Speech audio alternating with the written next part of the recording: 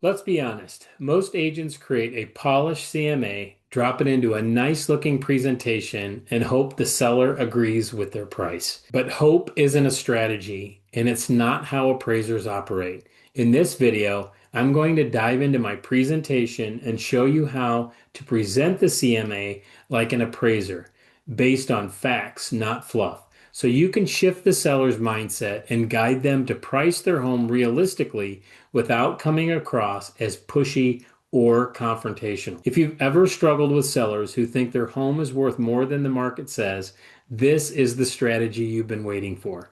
But before we jump into the video, where I'm presenting this to a group of my coaching clients, go ahead and hit that subscribe button and tap the bell so you never miss a strategy to help you build a referral-based real estate business that's also predictable, profitable, and built to last. When you reach the point in the presentation where you share the facts, specifically the CMA, you can either present the numbers or share them. Remember, telling is not selling, but presenting is. Let's jump into the video. Presenting price. Okay, so now you have to imagine yourself that you've rang the bell, you smile, pay him a compliment, take him to the kitchen table where you've broken the ice, and you've gone in, you've talked about, essentially you've asked them a few questions. Now, am I talking about this to my downsizers? Probably not, okay? But if somebody says we're ready to list our home, you've gotten them ready by asking them and making sure that you had the 6 ingredients. And if you don't know what the 6 ingredients are, you need to go back and watch that video. But the 6 ingredients, and the number one thing on that 6 ingredients thing, other than knowing what their motivation is, you want to know what they're thinking on price, right? Why is that important? Because if you come in on price, and the pricing point that I'm looking at right now is, let's say, $260. That's what they're thinking on price, but the market is telling you $240, $235, whatever. You know you're going to have a problem, okay? And that's where you need to really understand before you actually go to the home. Okay, so now you've got that, you've done the numbers, you've asked them a bunch of questions about their house so that you can do a ballpark market analysis, right? And this is going to be a one-stop appointment. So you're going over there, you're going through all of the steps, and you're going to get up and, look at their home and give them some critique on their home. Ask for permission on it, come back to the kitchen table, and you're going to go through essentially your pricing, not your pricing, but your marketing presentation, and then you're going to bridge the gap. And bridging the gap is, hey, Diana and Glenn, assuming that we can agree on price this evening, is there anything specific that you want to get done? Nope.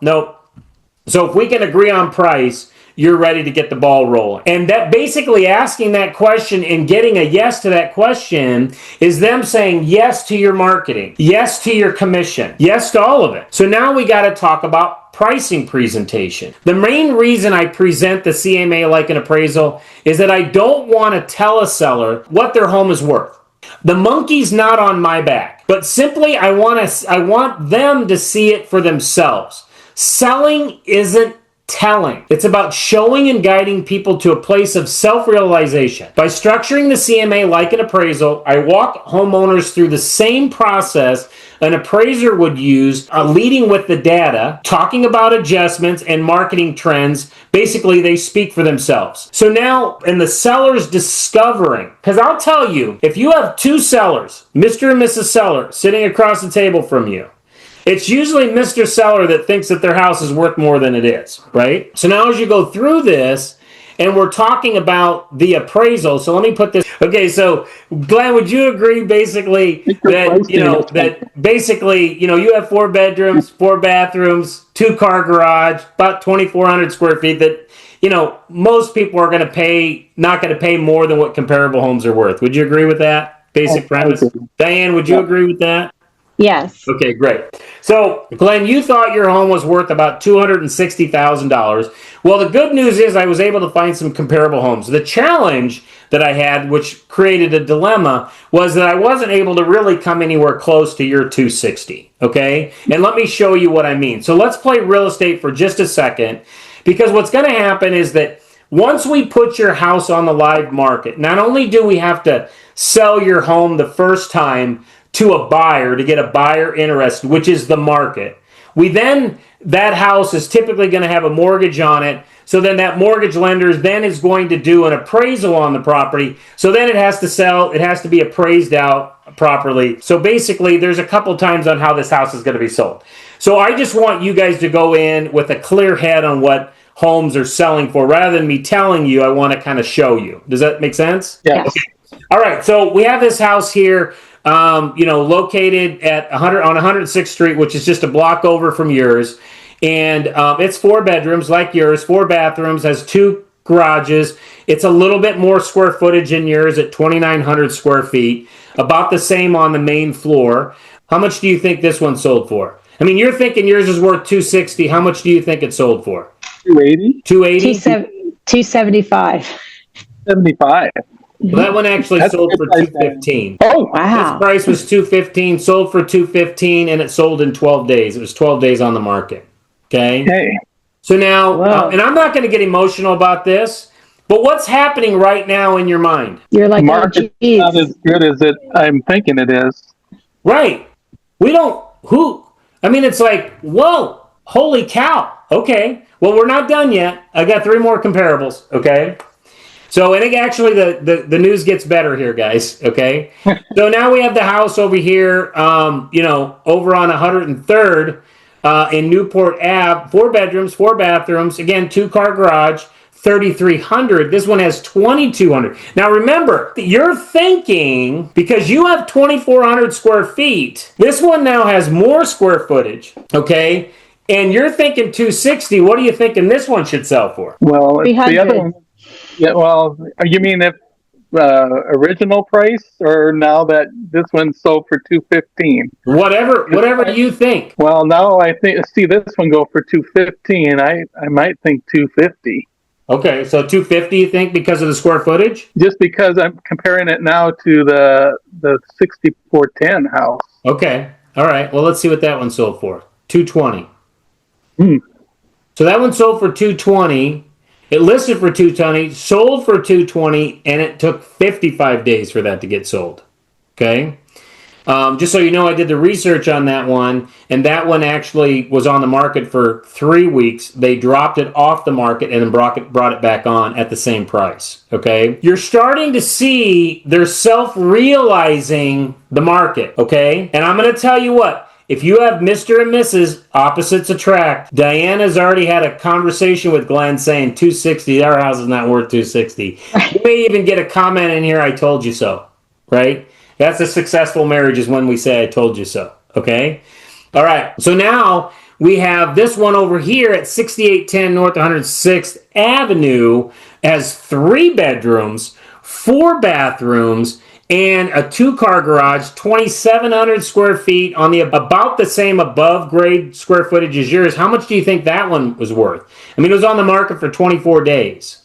Well, if the other houses were at 220, I'm guessing maybe 215. Diana, what do you think? 210. Listed for 239.5, sold for 230 in 24 days. So now we have this next one. 4 bedrooms, 3 bathrooms. I have no idea why it says Fort Calhoun, but it does. 2 bathrooms, 25. How much do you think that one sold for? The different style. Maybe if that one sold at 230, maybe 235. That one listed for 249.9, sold for 248 in 2 days. Okay, so I'm hoping that this makes sense to you guys. Okay, is that what I'm doing is I'm not telling them what their price should be. I'm showing them. And this is the problem with most real estate agents, is they come in there and they think they need to tell them a price. Okay? And you don't need to tell them a price. Now, just because we've seen these prices, do you think that I have changed their mind completely? Sometimes yes. Sometimes no. They're like, well, you know what? I mean, one sold for $248, one sold for $215. What's to say mine's not going to sell for $260? You're right. I mean, here's the thing. I don't have a crystal ball. But you also, some people have asked me, Gary, would you take an overpriced listing? Well, what is overpriced? It's all comparable because it's all perception. because we don't know. Have you guys ever listed a house where you thought that it was overpriced and it ends up selling to an all cash buyer, no appraisal, no nothing? Things like this happen. But the thing is that when you show this, what you're doing is you're getting them to pick their price, not you, okay? And if I'm looking at these comparables right now on what they're at, I'm probably thinking that this house is probably going to sell for $235, $240. That's my opinion. They haven't asked me my opinion yet. They may ask me my opinion, and I'll give it to them, okay? But if they want to go $260, then I'm like, okay, well, that's okay. Now, you got to also remember that the other thing that comes into play here is the dilemma technique mixed up with the wholesale retail timing pyramid. And just so you guys know that my next video that's coming out on Thursday, I'm going through that process, okay, of when somebody thinks 260. If somebody's thinking 260 and I've got comps on here 220, we got a problem. And that's where you have to have these different techniques. This is the reason why most real estate agents in a market that we're going into, we're kind of sliding into right now, they don't want to go with listings anymore. Because, again, being a listing agent, you have to be extremely skillful and you have to have confidence, okay? And you have to go in with not arrogance, but you have to go in with confidence, okay? So now, let's say, no matter what I said, no matter what I did, they say, you know what, Gary, we still want to try 260. Okay, well, let's try 260. But then I'm going to go into, and I'm going to go presenting the timeline for a scheduled price reduction, okay? So now, let me jump out of here real quick. When we're looking at presenting the timeline for the scheduled price reductions, okay, I want you to know that this is where you bring your yellow pad, right? And the yellow pad, you're basically drawing, some lines or whatever. But what's the purpose of this? So when I present the the reason why I came up with presenting the timeline, you're going to have pre-dated price reductions. You're preparing them for price reductions. You don't want to bring up price reductions after you've listed the house. Why? Because they're going to start to lose confidence in you.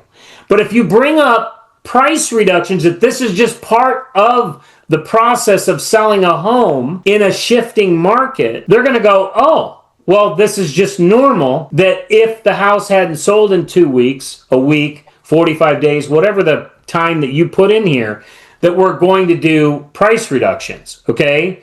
And this it's giving us the best chance to attract a strong offer quickly, okay? And you don't want to wait to do this, okay? Because I want to tell you guys that every single time, every day that goes by in a listing that doesn't sell, the seller slowly starts and the erosion starts of confidence in you being able to get the job done.